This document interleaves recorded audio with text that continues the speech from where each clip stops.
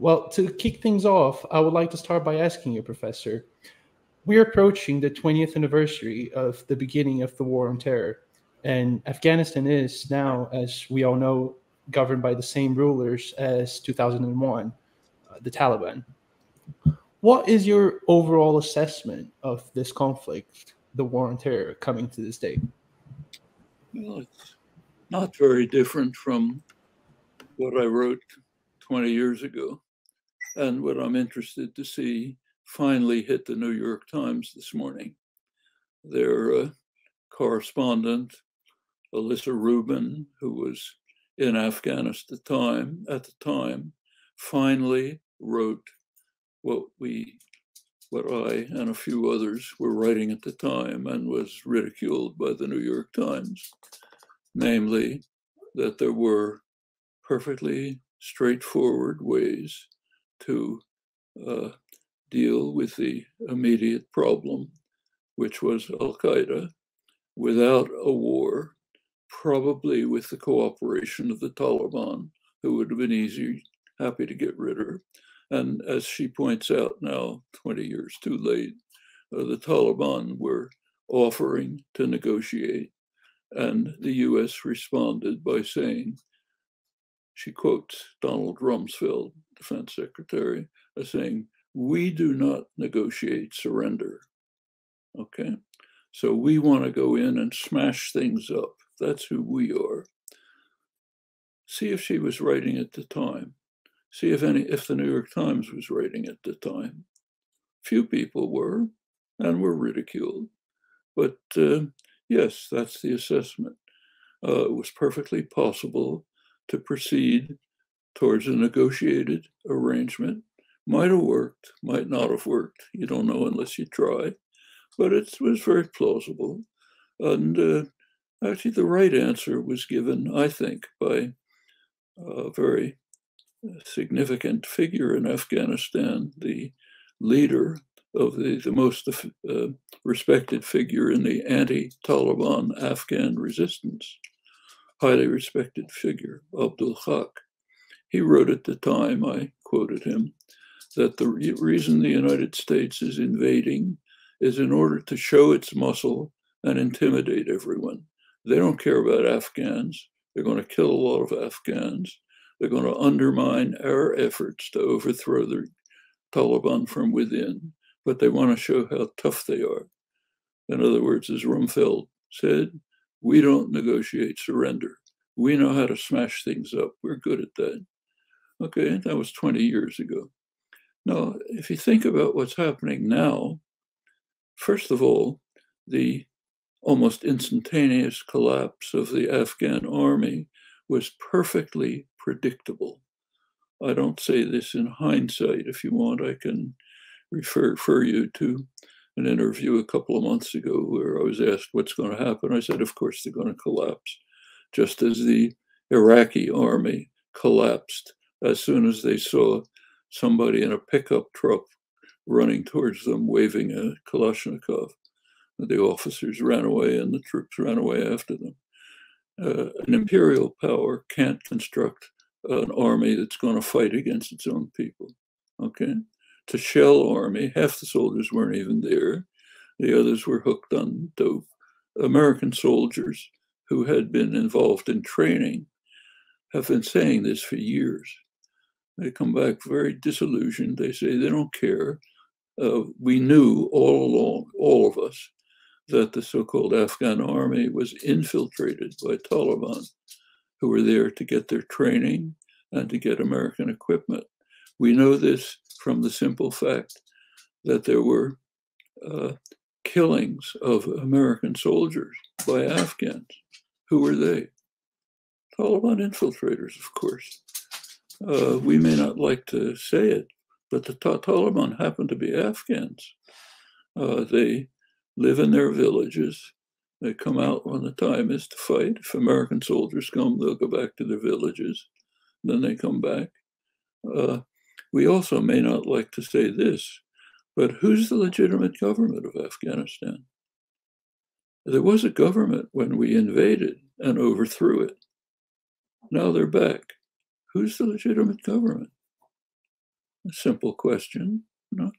Can't ask it in the rigid ideological framework of Western propaganda, but it doesn't take more than a second to think about it. So getting back to the withdrawal, well, I'll just repeat what I said a couple months ago. I think a precipitous withdrawal, we shouldn't have ever gotten into the war. Remember, first of all, go back a little. We got into the war in 1979 when the US, under Carter and Brzezinski, began supporting the radical Islamists who were later going to take over and tear the country apart, and did it in order to kill Russians. The official statement of the CIA station chief in Islamabad who was running it. Okay, so we've been in it for 40 years, first with the goal of killing Russians, plenty of Afghans on the side, then with the goal of showing our muscle to show how tough we are and intimidating everyone. Now, when there is a Trump arranged withdrawal, Trump negotiated withdrawal last February, Biden somewhat extended the stay, it was without any concern for Afghans. Look at it. Nobody asked the opinion of Afghans in the villages, in the cities, anywhere. It's not there, but just us, we're tired, so we'll withdraw in a way which may be very harmful to you. It's none of our business. So we should have taken into consideration, not just taken into consideration, given primary consideration to the concerns of Afghans. And I think that would have led to a different kind of withdrawal. Withdrawal was inevitable. I mean, they had pretty much taken over the country. The Afghan army was a shell. The government was a morass of corruption, which very few supported. Obviously, was going to collapse. But so there was nothing.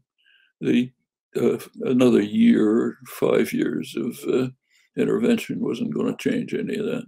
So withdrawal was inevitable.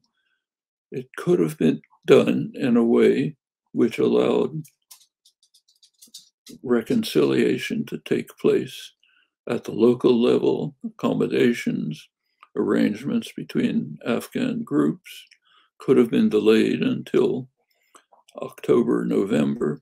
That's important. The fighting season is the summer.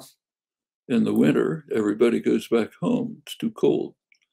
So you can at least have the decency to wait until the fighting season's over, then make it clear that the US forces are going to withdraw, and then maybe some accommodations could be taken place.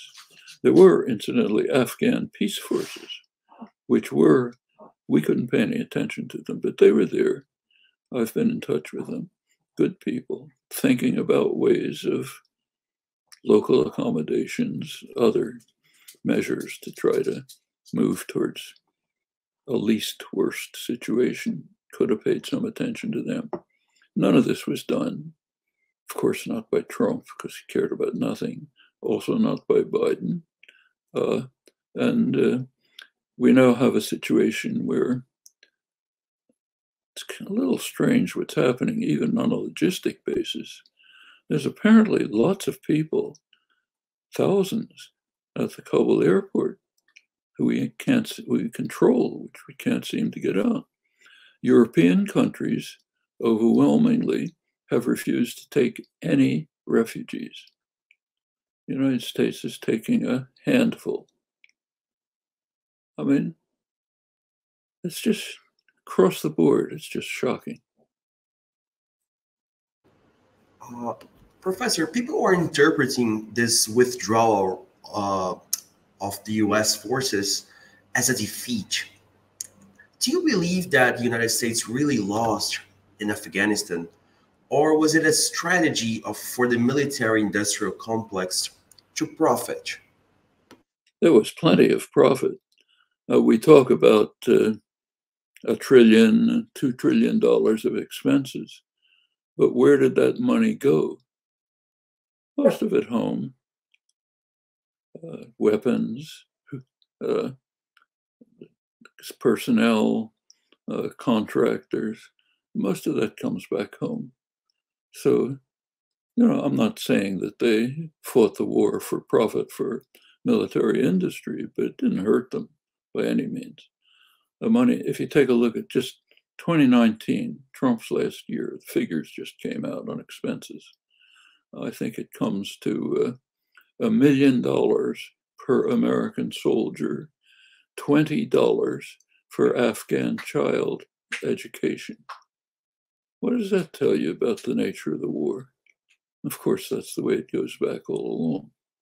And the child education was a joke. They were village schools which are going to disappear in a year because there was nothing there. Okay. I should add something else. The United States is withholding Afghan reserves, financial reserves. They're held in New York banks. New York runs the international financial system. That's why Europe has to follow US commands, or else they get thrown out of the international financial system. It's called power. So the United States is withholding Afghan reserves, pressuring the World Bank and the IMF not to pay salaries to people in the new government. That is, it's committed to make sure that Afghans suffer as much as possible and drift into the hands of China and Russia as the only alternative for survival. That's the current policy. Okay, so what about all the expenditures? Well, that's the story, basically. Is it a defeat for the United States? It's a defeat for the policy of trying to show your muscle and intimidate everyone. I'm not mourning that.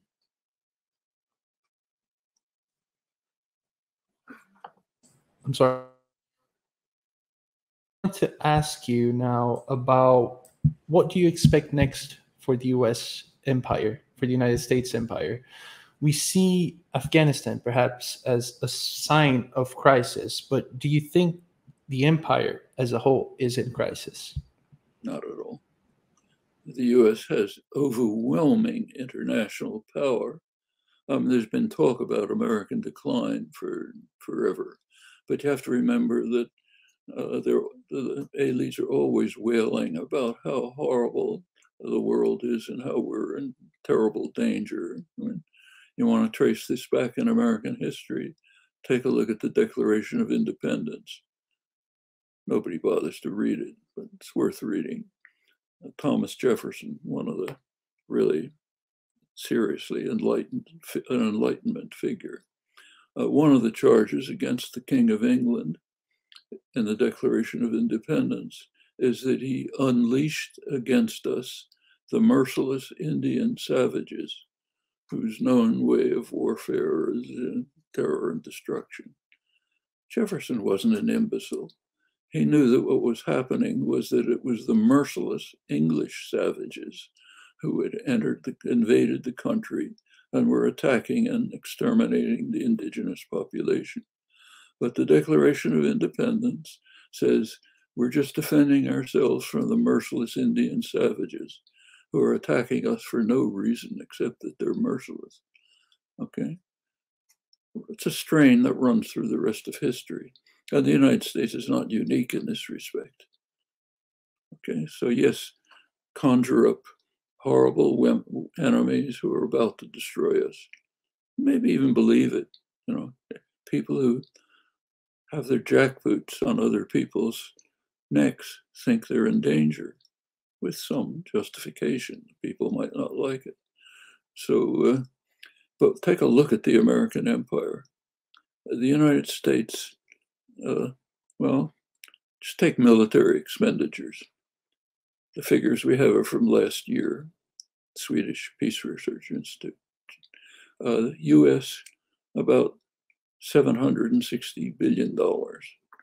Second, China, about $250 billion. Fourth, Russia, behind India, $60 billion. Look at military bases. United States, about 800. China, 1. Djibouti. And take economic power. Serious studies by Ken Starrs, a young political economist, of the amount of global wealth held by US-based multinationals, 50%, roughly. First in just about every category, retail, manufacturing, whatever you think.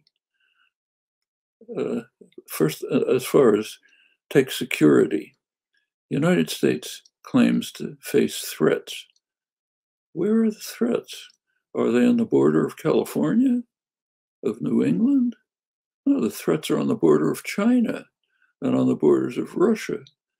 That's where we face threats. Did China face threats? No, how could China face threats? The fact that China is ringed by US satellites with and US bases with nuclear-armed missiles aimed at China, how could that be a threat? I mean, if we were surrounded by that, we wouldn't think it's a threat. We only think it's a threat when there's a threat to us at the borders of China. Well, that's the American empire. American troops fighting all over the world. Nobody else is.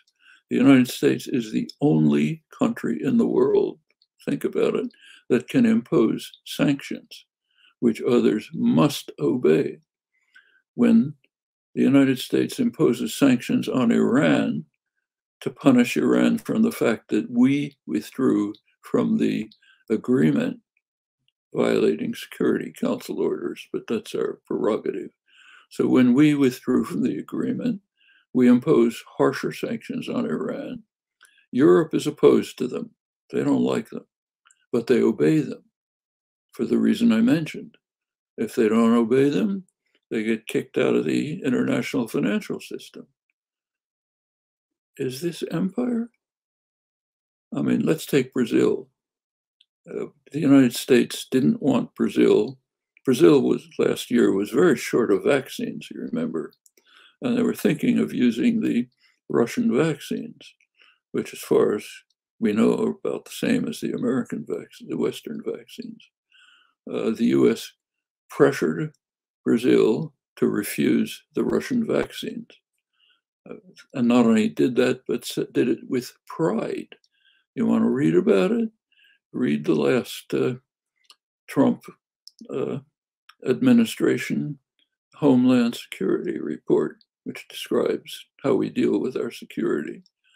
One of the things they're proud of is that they were able to pressure Brazil to refuse Russian vaccines.